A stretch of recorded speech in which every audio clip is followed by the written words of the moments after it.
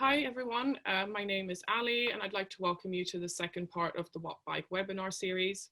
If you tuned into the first part of the webinar last week, I'd like to welcome you back, and if you didn't, I'd like to say thank you for joining us today.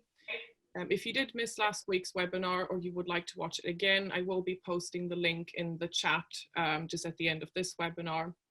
And if you do have any questions about what we covered last week, please save these until the end and we'll try and address each question then. So again, we're really excited about the turnout, and I really think that there's something that everyone can take away from this webinar today as we look into cardiorespiratory fitness testing and the Wattbike health assessment in more detail. As I mentioned last week, this webinar series consists of 3 parts, which will be hosted by Wattbike lead sports scientist Eddie Fletcher, who has decades of experience as a sports scientist and coach, and he is also the mastermind behind the Wattbike health assessment. So I will now hand over to Eddie, who's going to be presenting today's topic over the course of the next 45 minutes or so, and then Eddie will also answer any questions you may have for the last 20 minutes. If you do have any issues or questions during the presentation, please just send them through the chat and we will try and address these as soon as possible. So I'm going to go ahead and mute myself, Eddie, and okay. Go ahead. Okay, good evening everybody, or morning if you're watching in a different part of the world. Just for people who didn't tune in last week, I'm Eddie Fletcher, the Wattbike lead sports scientist, and I've been around for quite a long while. I was involved in the development of this bike well before we got into production in 2008. So quite a lot been going on in the last 12 years. If you tuned in last week, we talked about the connection between physical exercise and the immune system, and how beneficial exercise is to preventing quite a lot of illnesses, particularly the non-communicable diseases like type 2 diabetes, heart disease, high blood pressure, and the like.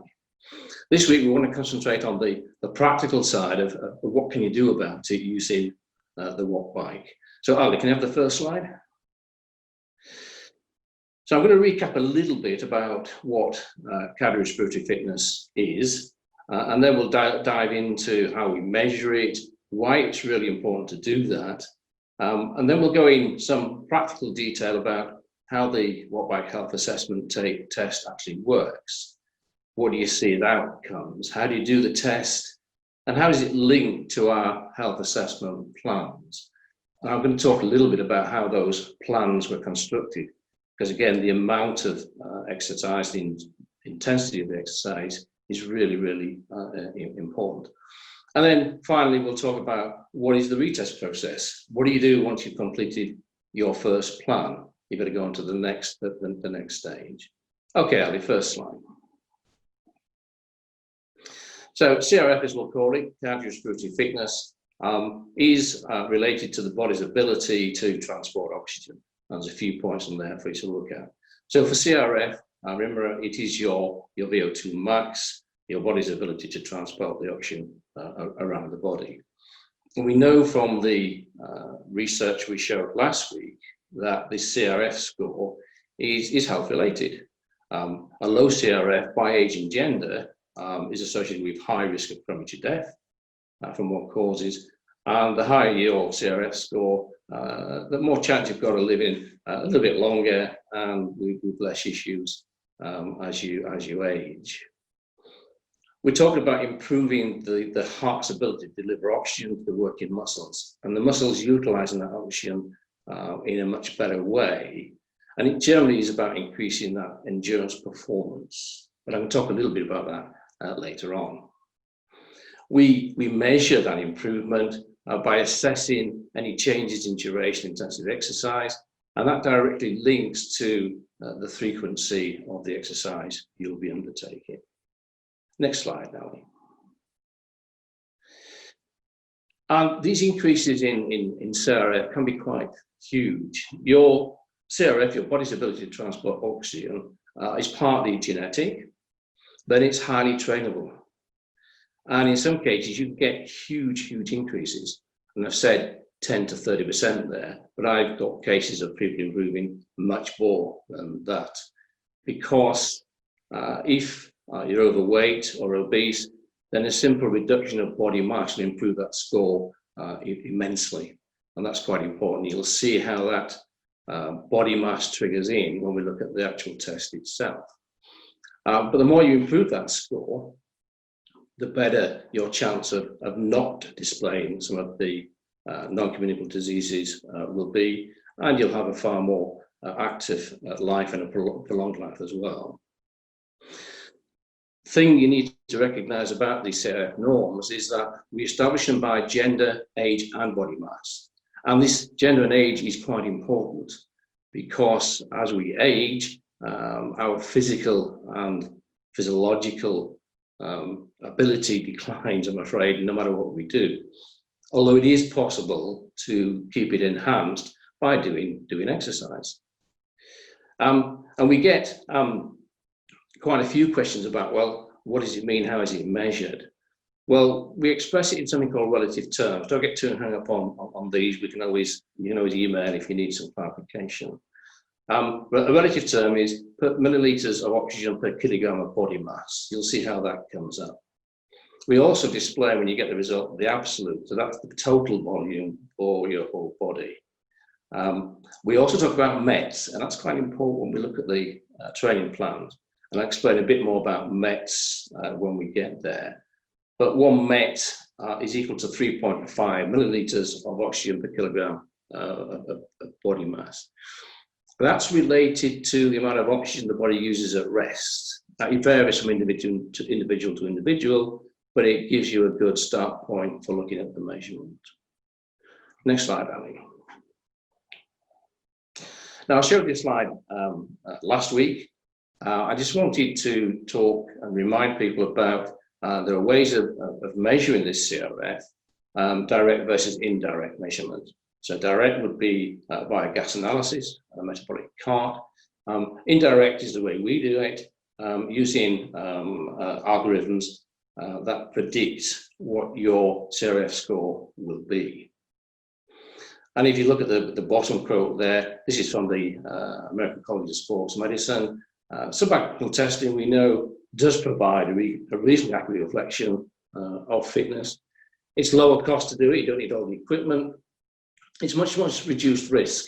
There are lots of people who shouldn't be doing maximum tests. They have their own risk attached to them. So if you're doing testing, a sub-maximal test is a great way because it's a repeatable test. You don't have to do it that many times, but you can do it certainly more times than you do a maximal test. So direct versus indirect, does it matter? Probably not. And the submaximal test is less risky than the max test. Next slide. All right, so let's excuse me. Let's talk about how we measure CRF on the Wattbike. So we have an underlying algorithm, Stora et al. 1990, which uses the watts achieved during the test, the age, the gender, and body mass. They'll calculate that VO2 max, that CRF score. We apply that result to a percentile table, ACSM table, by age and gender for the percentile result. So it might say, you're a 50-year-old, you might be in the 10th percentile, gives you lots of room for growth. Or indeed, as we see quite often, you might well be at the top of the tree in the 90th percentile. But even that can be improved. It also calculates from the test estimated maximum heart rate and your maximum minute power or functional threshold power if that's what you prefer to use. Next slide, Ali. So this is important. The reason you can use a Wattbike is it provides that consistent measure, and it's easy to track progress as the rider ages. So because you input your date of birth, as you age, it will track it by age and change the percentiles it's looking at for your particular age group. It also will change as you lose or gain body mass. We hope people will lose body mass rather than gain body mass. And you can compare that against your peer group. So it's always compared against a male or female and by age band, 10-year age bands on there. The Wattbike hub is an intelligent hub. It will automatically update the metrics as new tests are carried out. So it's important to keep your body mass up to date. Don't just input the first figure and then forget about it. You do need to keep your body mass up to date so that the hub will recognize that and adjust things automatically for you. Next slide. So there's a three-part process. The first process is to test. You then need an intervention, which would be the training program. And then we need to track progress and track any improvements in that CRF score so you can move up through the training plans or adjust your training to match the improvement. So let's look at the test. Next slide, Annie. So some outcomes from this test.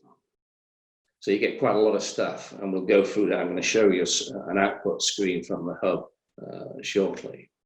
So you actually get a CRF score. You'll get a percentile. You'll also get your relative VO2 max. It'll show the absolute. It'll show the MET values, and we'll come back to all those values when we look at an actual example. And these values are by age and gender and body mass. And the CRF score is derived from some normative data charts. You get an estimate of your maximum heart rate. You get an estimate of your maximum minute power, your functional threshold power, all this sort of data. And when you've done the test, the result of the test will automatically go into your profile, as you'll see. So there's no need to change it. Once you've done the test, it will automatically populate so that the data is right when you start training. It'll spit out your exercise and training zones, heart rate and power zones, either using the max minute power concept or the functional threshold power concept. And you can interchange between the two, as you'll see when you're in your profile. You can change your preferences and it'll automatically calculate or back calculate whichever one you want to use. There's also a benchmark 10-minute assessment, which is at the end of a 12-week training period. And the idea behind that is you can do a simple test. It uses your original test to set the figures you need to achieve. And therefore, if you follow the 12-week training program, you should pass that test every time. So it always should say, congratulations, your fitness has improved. Otherwise, I haven't done my job correctly. Next slide, Ali. So how does it work? I've got a couple of charts coming up, but I'll just talk through it first, then we'll look at the charts. We use 1-minute intervals, and those intervals rise by either 10, 15, 20, or 25 watts, depending on the ability. And it goes to sub-maximal level, which is assumed 85% of heart rate if known, or an RP 7 out of 1 to 10 scale. A lot easier to do than you might think. And the more you do these tests, the easier it is to spot that particular level. The start point depends on gender and fitness levels. Now in the profile, which I'm going to put a picture up shortly, you set your profile in the app and you have a fitness level you can input. So we've got beginner, active, very active, club, national and world class. Surprising how many people are world class. If you put world class in, it will give you a huge start point and a huge ramp rate. So I'm going to talk a little bit more about that shortly. So we have different start levels. We have some really low levels. So for real beginners, 50 watts and 70 watts, and they ramp by 10 watts every minute. Then a series of 85 watts, 100 watts, 115 watts, which is where we use the 15 watt ramp, 120 and 140 watts, where we ramp by 20 watts. Next chart, please. All right, so this is it in chart form. It makes it a bit easier to look at. These are the fitness levels and the start points that are automatically fixed in the app. So if you feed in you're a female and you're very active, you'll get a start point of 85 watts and a ramp rate of 15 watts. If you're a male and you put yourself as a club athlete, then you will get a start point of 115 watts and 15 watts.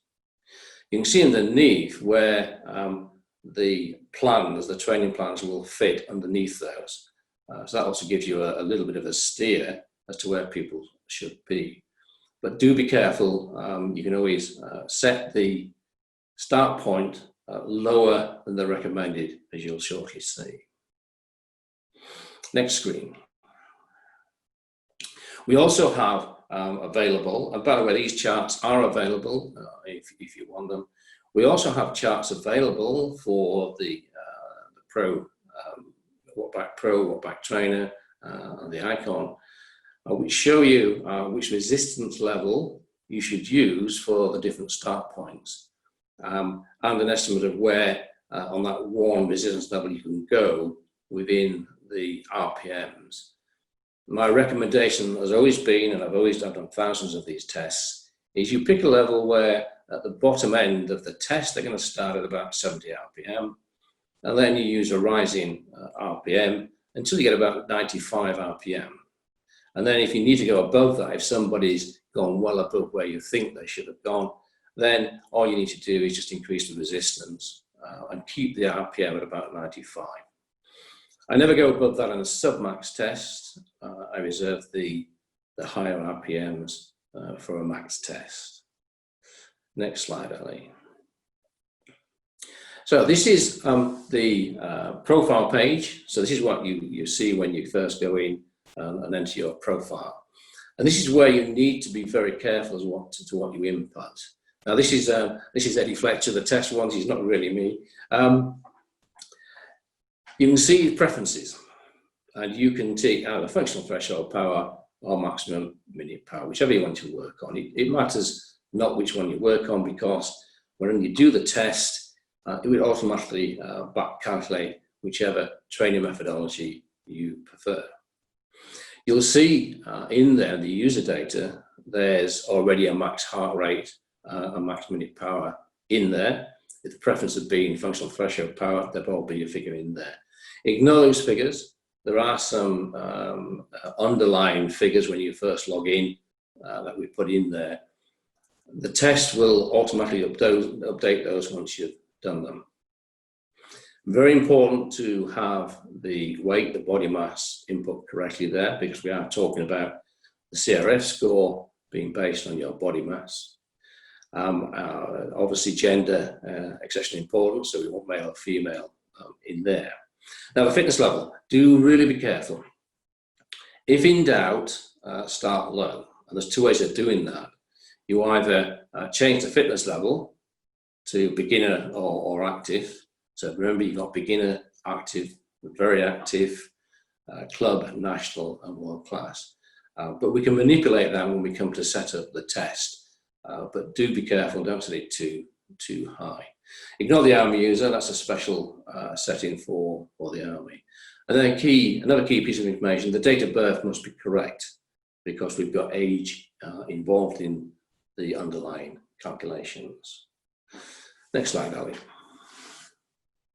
So this is what you see when you go into the app. You go into workouts, you find tests, and these are all the tests that we currently have in the app, and we will be adding to these. But the one we want to concentrate on today is the highlighted one, the health assessment submax test. Now see, this is set up for male, 70 kilograms, very active. And you'll see it's already indicated that the starter ramp would be, based on that profile, would be 100 watts. And the ramp rate per minute will be 15 watts. You'll see next to that, there's a plus and minus sign. So you can vary that. So if you think the client has given you too high a fitness level, you can use the plus or minus button to change those settings. So you could take it down to 85 as a start point, and that would automatically still keep the ramp rate at 15. If you went down to 70 watts or 50 watts, it would change that to 10 watt ramps. Conversely, if you thought that was too low and you wanted to go up, going up to 120 as a start point, it would automatically change the ramp rate to 20 watts. Very much up to the tester to set this right.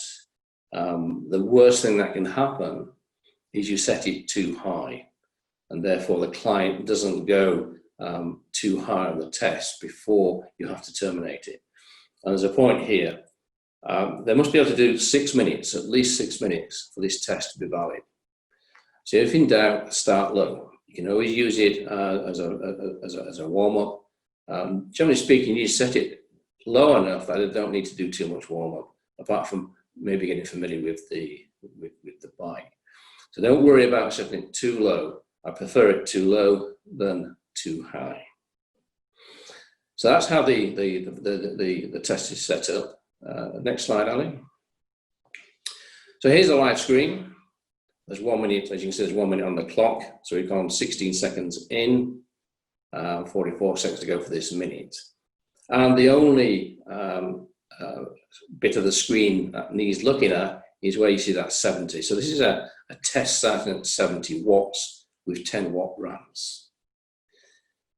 And all the client has to do is keep it green.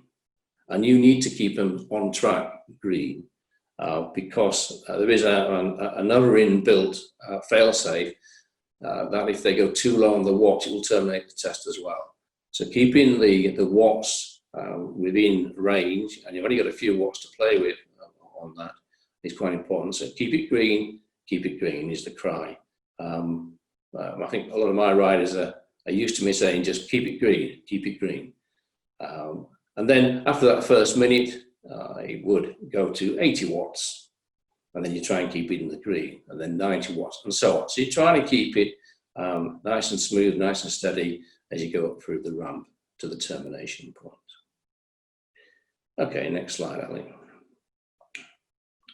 So here's a result from a particular test. So let me talk you through this result. For this particular client, the CRF score, the Cardiorespiratory Fitness score, is the 80th percentile, so a really good score for this particular individual. You get that MET score, and I'm going to go back to METs when I talk about the training plans. For the MMP, the max minute power estimate on this one, you see is 310 watts. You'll see me straining forward to see the sliders more or less. That is not particularly good. You've got a max heart rate on this one, 156. And go with what the machinery tells you. There's no real formula behind heart rate. If you've terminated it correctly, you're going to have a reasonable handle on the estimates of max heart rate and max minute power. Power per kilo. I haven't talked a lot about power per kilo, but it really is a great measure. I do some training by power per kilo. You can use that all the time. Really important metric to have. We then have this VO2 max figure. So we've got that absolute value. That is the total volume of oxygen transporting around the body and the whole body mass of that particular client. But the one we really need to look at is that relative value. So that's per kilogram of body weight. So we have, a 52.73. If you divide that by 3.5, you get that MET value of 16.07. So that's where that comes from. You can see that this test only took 10 minutes, and they don't need to be long, these tests. You need at least 6 minutes. My recommendation is you go 10 to 12 minutes. It is a sub-max. So start low enough so you get at least 10 to 12 minutes from the client. By doing that, you'll be assured that you've got a reasonable handle on the values they've got. Now, what happens now, once that's input into the system, the MMP, the max minute power, and the max heart rate is automatically updated into the profile. And behind the scenes is updated into the training zones as well. So if you set your preference as max minute power, the training zones will be there. And then if you suddenly switch to functional threshold power, it'll also back calculate those for you. And you'll see how that comes into play when you start looking at a particular session, because it will populate the session for you as well. It will tell you for a particular session, an intensity, what power you should hold, what your heart rate should be doing, and what RPM would be beneficial to that particular session at. Next slide, Ali. All right, let's talk about the training plans. So this is the intervention and the tracking. My suggestion is you always do a minimum of 12 weeks training before you even think about anything else. So each plan is 12 weeks in 4-week blocks. There's a structure and consistency of progression through those blocks, which we'll see shortly. Now, which plan you do depends on your CRF score. And you need to be a little bit careful here because your CRF score could be influenced by your body mass.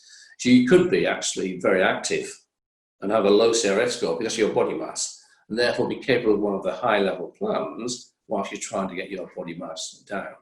But as a general principle, beginner 1, and we're talking about a real beginner here, if your score is 30th percentile and under, you do beginner 1. If your CRF score is 50th percentile and under, then you would do beginner 2. The intermediate plan is if your score is 70 percentile and under. And you only do the advanced plan, because I see so many people trying to go into the advanced plan with a CRF score of 70 and above. I'll come back to those plans shortly. We also have a maintenance plan. So when we originally designed the CRF, it was designed for the medical world, and people could get to a particular level and then just maintain their fitness. That was it was done for a medical insurer. So they wanted to make sure that people would maintain their fitness level. So there's a maintenance plan in there. And it's actually a good level plan as an interim plan once you've completed one of the others. Although I don't recommend you do the maintenance plan unless you've advanced through the intermediate plan. You wouldn't do it after beginner 1 or beginner 2 because they're progressive plans.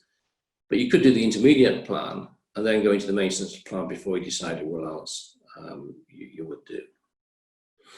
I think I said last week, you may include retests along the way, particularly for beginners who are improving rapidly in the first few weeks. And it is acceptable to go particularly from beginner 1 to beginner 2 quite quickly. You might do the first 4 weeks of beginner 1, find the improvement is such that you can go into beginner 2. It's not the same intermediate advanced. I would suggest you do the whole of the intermediate plan if that's where it places you, or the whole of the advanced plan if that's where it places you on that one.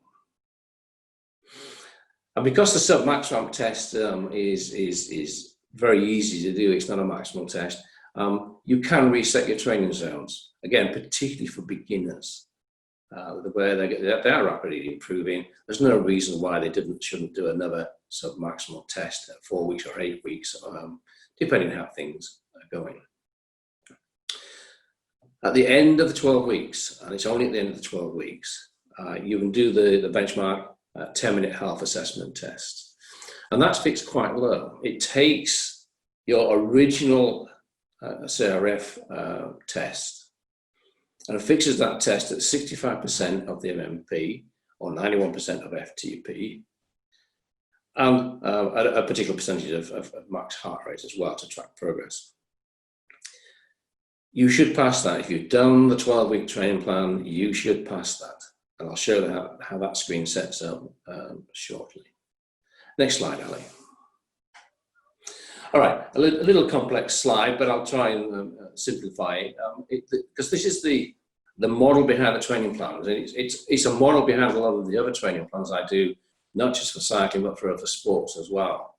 So when I call the dose response, and I'll come back to the explanation of what the bottom bit is. It's called met hours. We'll come back to that one. But we know your risk of dying, if you like, the mortality risk is a lot higher if you don't exercise, if you're obese, if you don't get your nutrition right. As you begin to exercise, that mortality risk comes down. And as you can see, you can do the basic physical activity 2 to 3 times a week and bring it down to that 0.8 level. the more you train, the lower that level will become. However, if you overtrain, you can see it starts to go up the other way. Not a real problem for most people, apart from athletes. Athletes do tend to overtrain. My athletes know that when they first come to me, I tend to reduce quite rapidly what they're doing. It becomes a bit obsessive. You don't need to do as many hours as you think. But the training plans are based on this particular dose response. So the beginners 1 is that 0.8, beginners 2 is the 0.69, intermediate 0.63, and then you have advanced straddles those 2.61 points. And I don't go beyond that in terms of the duration, the intensity, and the frequency. So it's getting these things right, and not thinking you're undertraining or overtraining. Training becomes a little bit obsessive. Do your session and go over, do other things in life, I think, is the answer. So those training plans are all based on that. The other thing to remember about training on a static bike is it's not the same as being out on the road. So although some of the sessions might seem short, they're actually long relative to being on the road. Because when you're on a static bike like a Wattbike, it's all work. There's no stopping and starting, turning corners, etc. And you do tend to dehydrate a lot faster. So when you see the plans, you'll see how that comes together on that. Okay, next slide, please. All right, this is one of the plans. Which one's this one? This is the intermediate training plan. Now, as I said, they're 12 weeks. It'll say 13 weeks because the first week we put a couple of tester sessions in there just so you get used to the sessions. So there's a week 2 on there on the intermediate plan. In terms of number of sessions, the beginner 1 is 3 sessions a week. Beginner 2 is 3 sessions a week. The intermediate plan is 4 sessions a week. And the advanced plan is 5 sessions a week. Now, having said that, you don't have to do them in that sort of sequence. I have athletes who from different sports who do these plans as a cross-training activity, and we may spread the 12 weeks out over 24 weeks. So they do, on this particular plan, they would do two a week rather than the 4 week and just spread it out. The plan will react to that. It sets the start date and then just tracks you through it. You'll see it's color-coded, the sessions. So those sessions it shows you each bit of the session. Each session has a warm-up, some work, and a cool-down. And that's quite important. I see so many people not warming up, using the session as a warm-up. They don't get the result they really need from that, and then not cooling down. The warm-up, we're preparing the body for what's to come. We get the work done at the right ratios, and then we cool down to allow the body to recover. And that's the sequence you'll see on every single session. The colors denote intensity. So the lighter the color, the less intense it is. And you'll see there are some red on there. They look to be leg spin outs as part of a particular warm-up. So you can follow that on your app live when you connect to one of those sessions. Next slide, please. And this is how a session looks, which is an example one. You can put quite a number of screens on, but I like this particular screen. I also like people flicking across to the pedal technique screen. Pedal technique is so important, not part of this seminar, but really getting your technique honed will improve your cycling and your fitness very, very quickly. And that's why I say you can move from beginner to beginner 2 quite quickly, probably, and even beginner 2 to immediate. Because if you get your pedal technique right, that will also get some rapid gains for you. But again, the color coding is very vivid. You can see just below the colors, that's the session for this particular one I'm tracking. The power target for that session is 90 watts, keeping heart rate below 111 and using 90 RPM. So obviously this is a low level result for somebody. This has been automatically generated from the app. So whoever this is, the app will automatically know what their MMP FTP is, it'll know what their max heart rate is, and it knows from the input for that particular session what those should be for this part of this session. So this is actually the first 5 minutes of a warm-up. It's set in there, so the 35 seconds in, 4:25 to go, and everything is green. And again, it's a very simple concept: keep it green, and don't let it go any other color. But there are some things that can happen here. So you're trying to keep these things in a line. But I've said to many people, training zones are aspiration. You can't necessarily do them straight away. So you have to play tunes on them. So the color codings, we have green, obviously, if you're in zone. If you're going out of zone, they'll start changing. So if you go out of zone, it'll go orange. And if you're really out of zone, it'll go red. And the idea is to keep it adjusted so that you keep in the green. And the one thing that will generate that initially, that going out of zone, generally speaking for most people, is their heart rate. Because they're not accustomed to it, they're not adapted to it. My advice has always been, keep the RPM, because leg speed is quite important. The body loves leg speed. And then keep the heart rate in check and let the power work around that. Over time, as you can see from this particular one, they will come in line.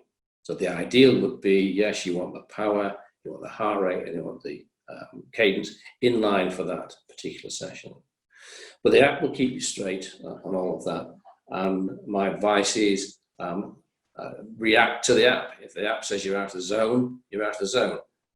There's no point training out of the zone when we've got a very structured, consistent and progressive way of getting people through the training plans to get the improvements they need.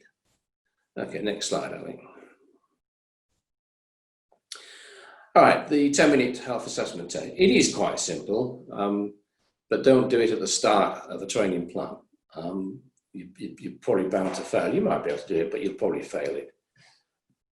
As I said, it's based on the first test you did, which will be 12 weeks prior. You should be able to do this. And it will take those metrics from the first test and set this test at 65% of your max minute power or 91% of the functional threshold power. It'll also want you to keep your heart rate at 82% of your max heart rate or 99% of the functional threshold heart rate. And I say from the original CRF test, and then following that period of 12 weeks training. So it should be achievable for everybody. I'm saying I don't have a client who's failed to be able to do this one. Next slide, Ali. And here's how it looks. Look at the bottom of there, there's 10 minutes on the clock, 27 seconds in, 9 minutes 33 to go. And again, for this particular client, they have to keep 99 watts, keeping their heart rate below 153, and the cadence at 95. That is a recommended cadence for the test. You can use, to be honest, whatever cadence you want, but your training probably will drive you towards that sort of level to keep it right. So they're keeping the green base. Yeah, the cadence can be variable, but you're trying to keep the power and the heart rate in the green there. So quite a simple test to follow. I haven't got a screen for the result of it, but it just says, congratulations, your fitness has improved, if you make the test. And I say I haven't seen a client fail it yet. Next slide, I think. All right, that really completes this seminar. About 40 minutes in, that's about good then. We do have a live demonstration next week. You'll see one of our riders doing this live in the app, and I'll be talking through the various stages of the test. Okay, we're open for questions. Right, thanks, Eddie. So we did get, I think it was 2 questions sent in prior to the webinar today. So we'll just cover those first, and then we'll take any questions you guys have sent in live. So the first question that we got was sent in from Simon, and he said, one of the statistics I'm keen to explore is that of VO2 max.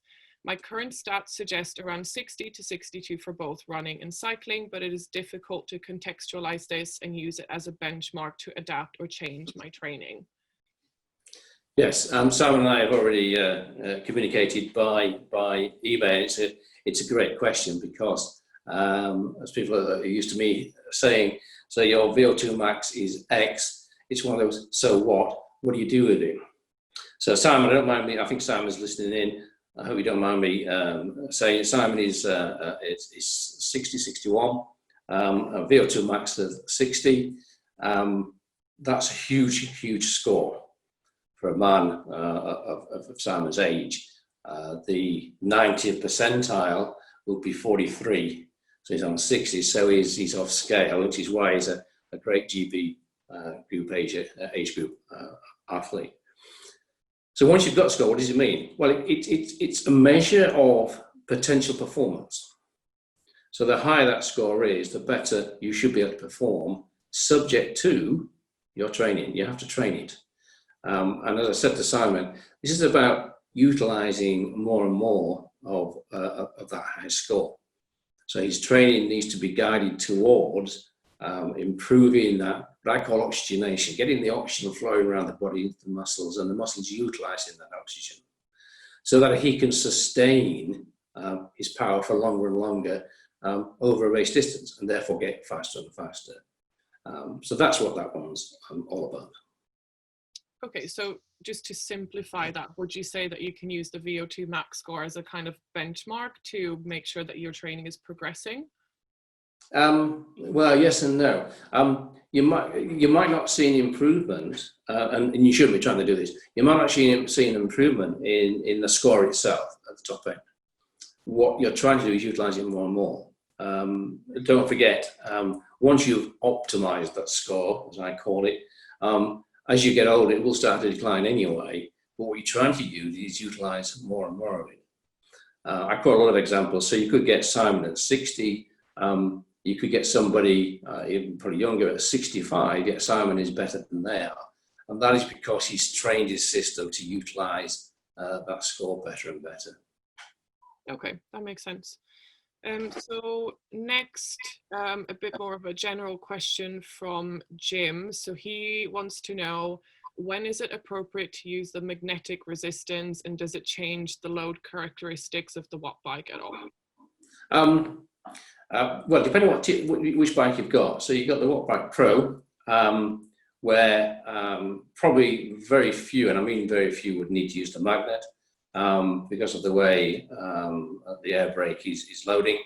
And then you've got the trainer, where it may be you may have to use the magnet depending on what your max minute power FTP is. But you can get a lot of power just on the air. I have a golden rule here. Use the air brake until you run out of air, so up to level 10, and then use leg speed until you run out of leg speed before you even think of putting the magnet on. Now on the Pro, you really would only need the magnet if you were doing really short sprints and you were, say, a rugby player. On the training, it's a slightly different thing.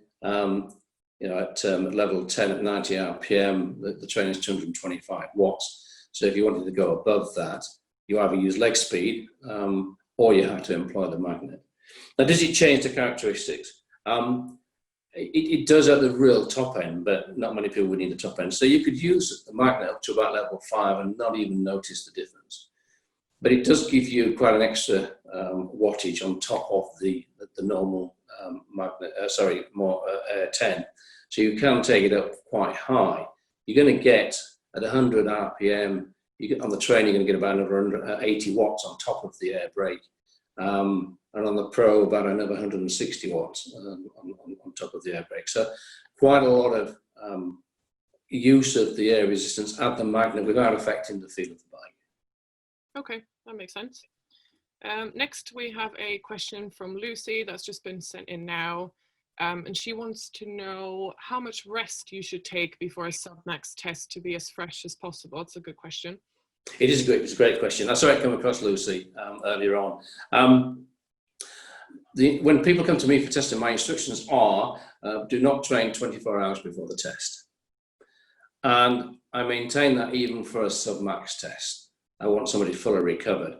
And even 48 hours before, you shouldn't really have done a really hard session, whatever the definition of hard might be. But at least 24-hour rest before you do the test. The other thing to stay away from is too much alcohol and caffeine before the test. So you want people very, very fresh. Okay, makes sense. Next, we have a question from Paul.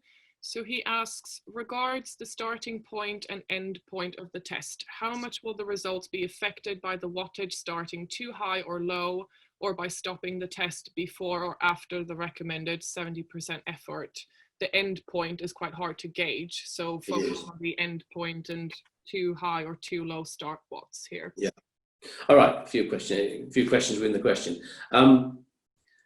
Starting too low is never an issue. And I say I've done thousands of these tests. You just warming the body up before they get into the main body of the test. Starting too high is an issue because they're going to start working very hard very quickly, and their perception of where they are will be distorted somewhat. They probably won't do the number of legs you want them to do anyway, and the test might terminate early because you haven't done six minutes on there. So getting that start point right is important. Now,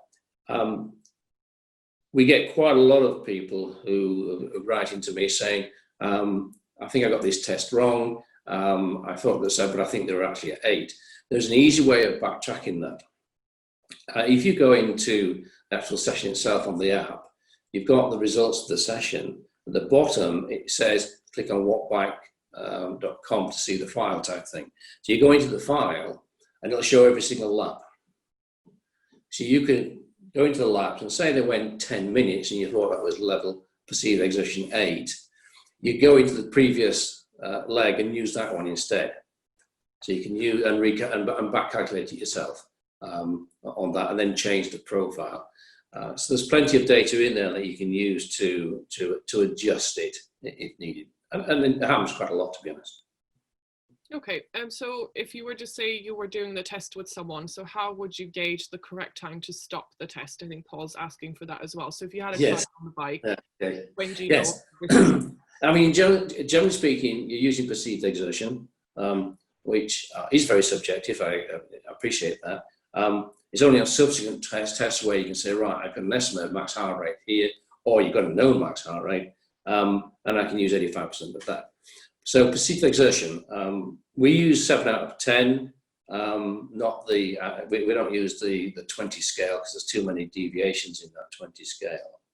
And you're looking at the level where they can't respond quick enough back to you, you're asking them questions, they may be beginning to work a little hard and gasp a little, they're suddenly starting to sweat. It really is, it is an art form as opposed to that great accuracy. But you are looking to get a start point for the training plans. So you're just getting that start point. So whether you get it wrong by one level is not desperately important because you can always correct it as you go along. The other thing I've always said when people have come to me for training on this is it's up to the test to determine the test, not the client, because the client may not be giving you the right figure. And I have to say is that I find a difference between males and females. Males tend to underestimate where they are, thinking it's a max test, and it's not a max test. I usually have in my mind, by watching the client very, very closely, where I think they are. So they may say to me, oh, I'm at level 5. And in my mind, I'm thinking, no, you're at level 4, or in fact, you might be at level 6.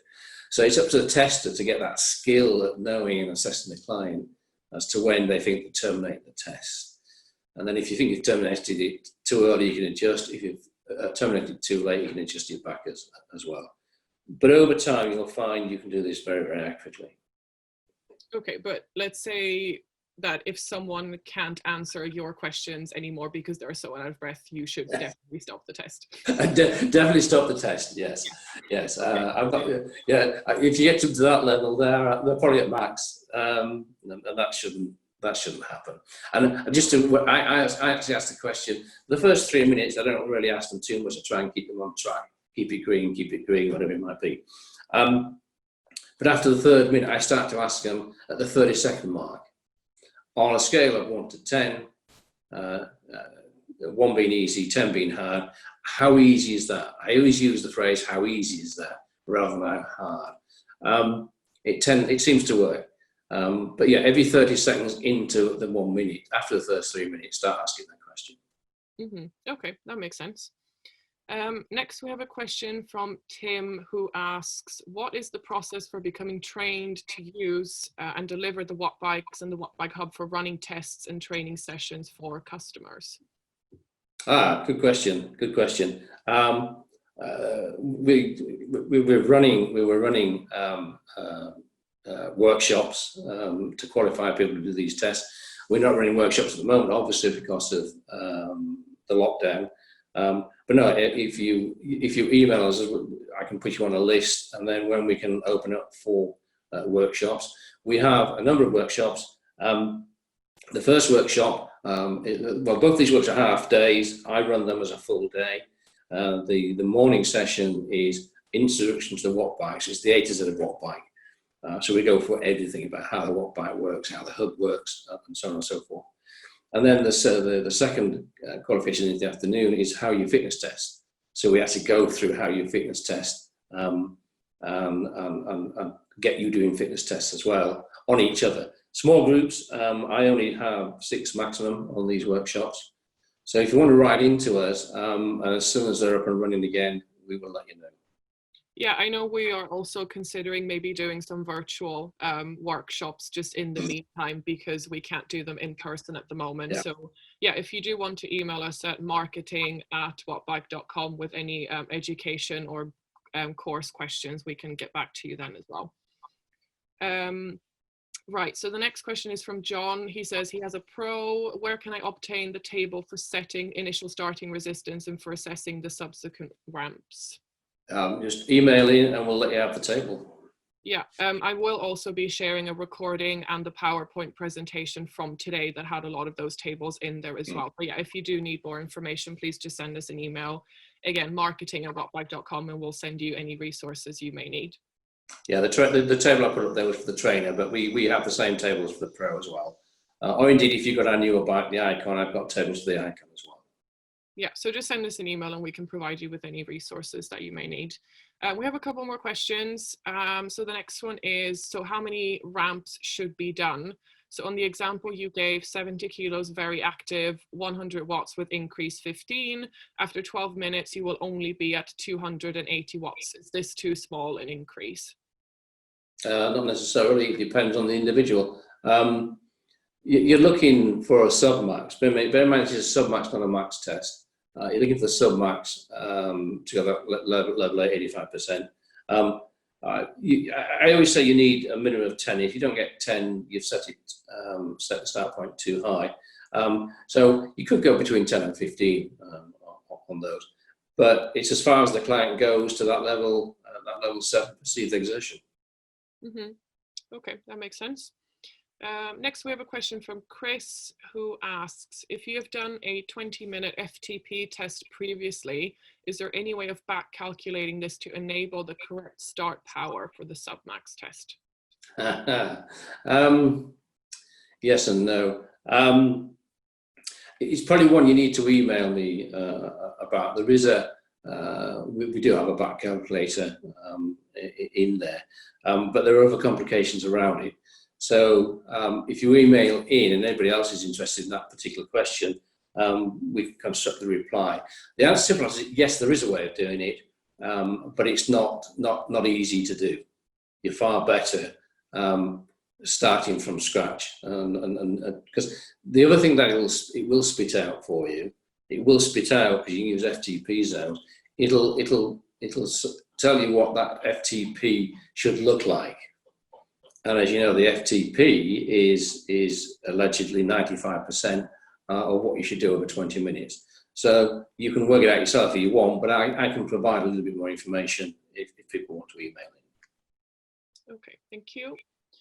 Next question is, so you briefly touched on this before, but I might as well cover it again. I know that it is a question that comes up quite a lot. So I've noticed that targets are good for power and heart rate, and most of the time too high for RPM. It's difficult to keep the target in all three.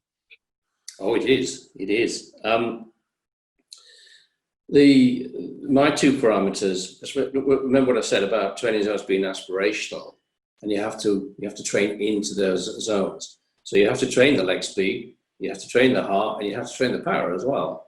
But the two why we start with are the leg speed, the RPM, and the heart rate. And you'd be amazed how quickly, if you train those two, they'll come into line and the power will increase. One of the reasons we have some, not elaborate, but they're warm-ups on the sessions where you've got increasing leg speed is to get that leg speed right. So you're trying to match the leg speed with the resistance level, the gear of the bike, and bring the heart rate into line, and then bring the power into line. It doesn't take long. I would, over the 12 weeks of any of those plans, they should come into line very, very quickly within the first 4 weeks. Okay. I think could it be suggested though that maybe if you are reaching your power target but not the cadence target, that you could lower the resistance a little bit, because then you could get your cadence up? Correct. Yes. Power. Yeah. I mean, it's all a function of where you've got the gear or the resistance, just like on a bike, the gear and resistance. So if you're meeting the power and you're not meeting the cadence, then you need to change the gearing down, so you can get your leg speed up to match the power. It really is as simple as that. But it takes a bit of practice. It does take a bit of practice. Okay. Next, we have a question from Howard, who wants to know how important / significant do you think it is to use heart rate data to inform your training and to work at appropriate training intensities? Oh, I think it's paramount. And people have heard me say this before. But it's not the only metric. But it's one of the key metrics, is the physiological measure of what the body is doing at any moment in time. And you link that with the RPM and the power, and indeed the pedal technique. They all come together. There are, within any training plan, you're going to have sessions which are limited by heart rate. Sessions where heart rate is not a limiting factor. So 2 levels for me, it's what I call that. We've talked about VO2 max, but oxygenation, getting the oxygen around the body, where you need to limit the heart rate on those. That's where the zones come from. And then when you're going for the sustained power, the shorter intervals at power levels, then the heart rate will do what it does. I still check with my athletes what their heart rate is doing, because sometimes it's an indication of whether there's an illness coming on, or they may be in the realms of trying to overtrain. So heart rate is a very important metric along with the other metrics. Don't ignore any of the metrics, to be honest, and make sure you're using particularly RPM, heart rate, and power along with that pedal technique, and you won't go far wrong. Okay, that makes sense. Next, we have a question from Alison, who says, I'm going to do the health assessment submax test on my Icon. On the presentation, you stated that you needed to match the wattage throughout the assessment. Is it critical to also match the heart rate and cadence? No, not well, cadence, yes, not heart rate. We want to see where the heart rate goes. So we're taking that heart rate up. So if you get the start point right, and you need to email in for the chart for the Icon. So you'll start off at a particular level. It'll show you, if you're starting off at 100 watts, you're going to ramp by 15 watts. Here's your first ramp. It'll be on level X at certain RPM. And then you'll keep going up from then. And you're just tracking the heart rate. The heart rate, what we want to do is track the heart rate and see where it goes to. So what will the heart rate be at that RP level 7? So the machinery can then work out what your estimated max heart rate is. So the heart rate does what it does on that particular test. Okay. Next, we have a question from Steve Saunders. Hi, Steve. So he wants to know, is altitude a factor to adjust for when doing a test or setting resistance levels? Oh, hi, Steve. Yeah, it's good to hear from you. It is indeed. Density of air is different, so the airflow for the machine is different. So again, if you are testing at altitude, you need to email and I can give you the approximate settings for that. In general, at altitude, you have to increase the airflow setting to get to the table setting. But it does depend on what altitude you're at. But yes, you've got to take that into account. Okay, that makes sense. Next, we have a question. They would like to know, how can you best incorporate outdoor rides into the plans, mainly at weekends, without overtraining? Oh, quite easily, I think. The issue about going out at the weekend, and I always recommend my riders go out. If the weather's fine, and the UK is quite difficult sometimes weather-wise, you go out for your ride. I do give them the amount of duration I want them to do it at. I do tell them the heart rate range, which is a lot variable when they're out there because it's got hills and the like.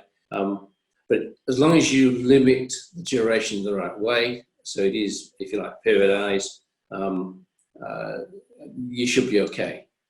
If you're doing the advanced plan, we've got 5 walk bike sessions. I would probably drop a session and do the one long ride outdoors. The thing about riding outdoors, and particularly if you're in groups, if the groups are not seated, if you like, you're usually having to ride at the speed of the fastest rider and being spit out the back of the peloton. So just be careful about the intensity, because if you go out for 2 or 3 hours at a weekend and you're bowling along at maximum, the recovery is probably at least a week. So you need to just manage that intensity of those weekend rides. Not easy, but it can be done. Okay, thank you. Those are all the questions that were sent in. Does anyone have any other questions before we end this webinar? Then please send them through now and we will answer them. Let's see.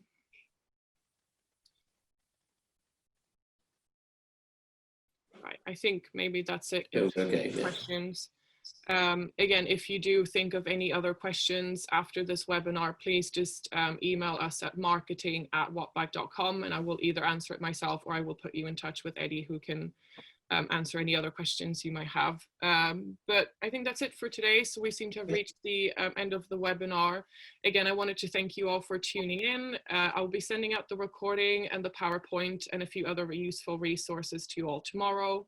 And we really hope that you join us next week when we do a live demo of the Wattbike Health Assessment to show you how to interpret the data and help yourself or your clients and members live longer. I will also be sending out more information on the 3rd webinar next week. To find out more about Wattbike in the meantime, you can always visit our website, which is wattbike.com. And if you would like to discuss how you can use the Wattbike Health Assessment in your daily practice, or you would like any more information about our new products or any training information, just email us at marketing@wattbike.com. Thank you guys, and I hope you have a lovely rest of your day or morning, wherever you are in the world. Thank you, everybody.